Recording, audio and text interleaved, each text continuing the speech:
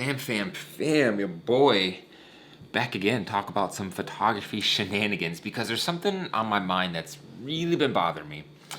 And that is the idea of getting published. Photographers getting published. Anyone getting published, but mainly photographers getting published because so often it's like the pinnacle of success as a photographer. It's, oh, he's a published photographer. I want to get published. I want to be published in time. I'm a published model. Like, this word published has been used so much in Instagram bios, on websites, ways to describe photographers, that I feel like a lot of it has lost its meaning, but also just getting published in general has lost its value. But let me explain. So recently I did a fashion editorial, which the BTS I will be posting on YouTube soon. I just had to edit it, of course. But I did that fashion editorial purely because I love doing fashion editorials. I enjoy them. I enjoy a team. I enjoy the location. I just enjoy taking photos and making great pieces of art, great fashion photography. That's me. I personally don't need the validation. However, I figured, you know what? Why don't I just look into publishing? Why don't I just look into, places I can submit my photos, maybe get them in a magazine, because I think, maybe it could benefit everyone. The model gets a good look, I get a good look, probably looks good on my website, probably looks good flexed on the gram, on the caption when I say published in the fall issue of some digital magazine that no one fucking reads. It feels good, right?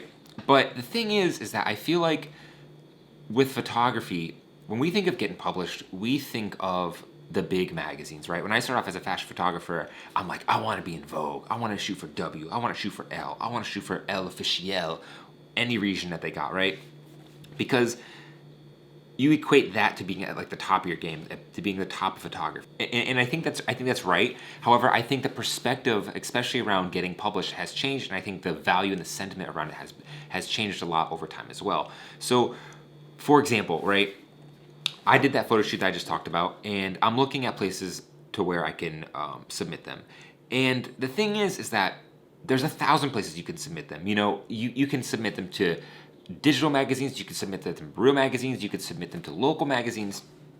But then it started to make me really wonder, like, how much of this really matters? Like, does publishing really matter at all, right? Especially when you have websites like Caviar, which is something I'm going to talk about a little later, where not only does it kind of devalue your art, but it gives the power to the publishers and not to the photographers, right? Like, we go out of our way to create these fashion editorials. We go out of our way to get a model, to bring everything together, to get the location. It costs us money and time, especially if you're shooting film. It costs you time to get that film, to develop that film, to bring the team together, to edit those photos, to get them ready, to even look and decide where you're trying to put them.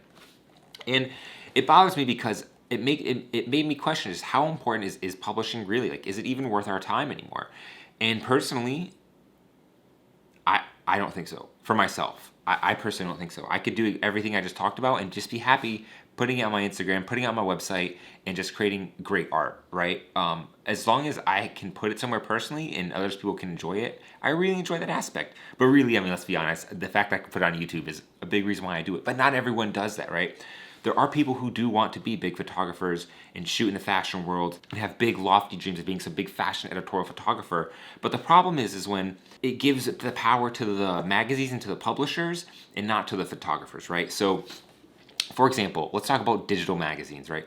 Digital magazines piss me off. I absolutely think there's no reason for them. I think that Instagram has created a false culture of a superiority of photographers who are published and not. Models will go and shoot with a photographer who has published in their bio, but they don't know that he's only published in like a couple digital magazines that we're free to submit to and literally has an audience of 10. Right? My Instagram, your Instagram probably has way more of a reach than some digital magazine with a one-word name and a bunch of crappy other photos. But now the photographer can call himself published. Now the model can say published in her bio, DM me for rates, right? Like, Instagram has created this false sense of photographer and published culture that I just think people need to calm down about. Because when Instagram disappears, and to be honest, like, I hope it does, it's going to take all the models who shouldn't be modeling with it, and it's going to take all the photographers who should be taking photos with it too. Hopefully they don't end up on TikTok like Alex Stemp, which I made a video about. But Alex Stemp is crushing the game. I respect the hustle at the end of the day, right? As cringy as it might be, to get strangers to put Skittles around their face, right? But anyways, this culture has created a a plethora of digital magazines that have no audience, that we as individuals have more of an audience of, but they have the power. They have the power to tell us, you know what? Your photos better be exclusive. There better not be any BTS shots on your Instagram or in the stories. And you know what? It's not going to come out till October. And so you have to sit on this work for months just to have it published on a digital magazine, aka a link in someone's email, and maybe an Instagram post on their Instagram, just for them to have your work. And they don't even pay you. Half the time, you as the photographer have to pay to even get your work in these magazines or in these digital magazines. And it's like, holy crap. So they're using us now, the creators, for their own benefit, and they don't even have advertisements. It's not even printed. It literally exists online. If that's not crazy, I don't know what is. So when it came to me talking about this editorial I have, I've been playing with the idea of, do I really want to get it published? And I had reached out on my Instagram and I said, does anyone suggest any magazines or any places to get it published? And of course there were a couple, but a lot of them pointed to this website called Caviar. And Caviar, I'm not gonna lie, I'm beefing with the fish eggs. Caviar's named for fish eggs. I'm beefing with it because as soon as I got on Caviar, the most elite, prestigious website that you can submit to is called El Oficial, and it's a big magazine. It's in print. It's got reach all over the globe. It's legit. It's like a second tier Vogue or Time, or maybe it is in some regions where you live. And guess what? They were charging $1,000 for you to submit to them. $1,000 to submit to them. That's just to be considered. That doesn't mean you get published. That doesn't mean you're getting paid. That means you're paying them for your hard work to put into their magazine. All right, sorry, my memory card all of a sudden became full. Where was I? Oh yeah, talking about official. Yeah, so they're charging you $1,000 to be considered to be in their magazine. They're not paying you. They're using your work, your hard effort, your time to be considered to be published, so they can use your work to sell advertisements that they're getting paid for. That's how magazines work. Is they get most of their money from people who want to place ads in their magazine. But now they're charging you, the photographer, the person who they should be paying to be in their magazine. Well, guess what?